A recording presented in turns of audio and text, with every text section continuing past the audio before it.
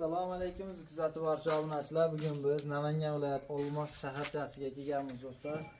76 qo'shqotor, yakka qator selka so'ragan akalarimizga ikkovidan ham topib qo'ydim do'stlar. Sizlar uchun kanalda yangilar obuna bo'lib bitirib like bosib qo'ying. Bizni qo'llab-quvvatlab turasizlar degan umiddaman do'stlar. Xo'sh, bunimiz xuddi shu holatda selkamizdan birga bir qilib qo'shqotor selka yasashibdi akalarimiz. Buni sizlarga obzorini qilib beraman.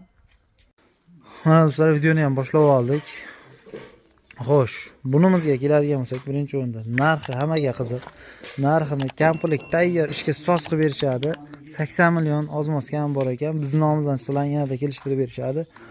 Xo'sh, dori solishadi. Shu 76 qo'shqotor deganday ekadi mana. Shu holatda bo'ladi. Katoglari ezib ketadi. Bu ekish kuchini balondan olishar ekan. Xuddi shu holatda bo'ladi. Aka, buni og'irligi necha kilo? Mabodo. Yo'q, ves 680 kilo. 680 kilo ekan og'irligi. Ya, 80 TTZ, 82 hamma texnika xudo qolsa ishlatib bemalol ishlatsa bo'laver ekan. Bunimiz narxi komplet dori ekadigan suslari bilan qo'yib bersa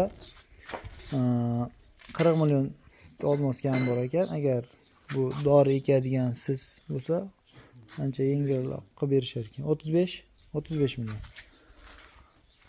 Shu holatda bo'lyapti. Keyin xuddi shu selkalarga qanaqa zapchast kerak bo'lsa, hammasidan bor aka. Mana shu bungami, qayeri misol sinib yoki tushib yo'qolib qolsa, yoki kimgadir kerak bo'lsa, selka zapchastlariga ham kelaverasizlar do'stlar. Bu yerda mana to'kir stanoklarimiz ham akamiz o'zi zavod qilib qo'yishibdi. Temirdan qilishgan. Xo'sh, bu yerda 76 qo'shqotor, yakka qatorga kultivatsiyaga berishyapti, remont qilishib. Bu yangi yutishga bizga. Bu yangilik ekan, xudo xolasa 1-2 kunda bitadi, deyishyapti. Ichkarida shu selka, har qanday selkaning zapchastlari bor ekan. Bu yerga ham kirib ko'rsatib qo'yaman.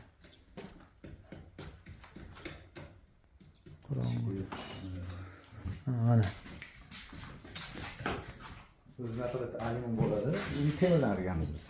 O'ziniki alyumin bo'ladi. Aslan buni pachmet turadiganlar sinib qolgan hisobiga sizlar temirdan qilaring. Bo'ldi. Har qanday zapchast xudo xolasa bu yerda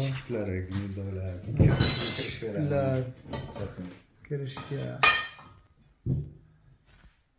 onamiz cho'qirani qilyapti. Bo'ldi.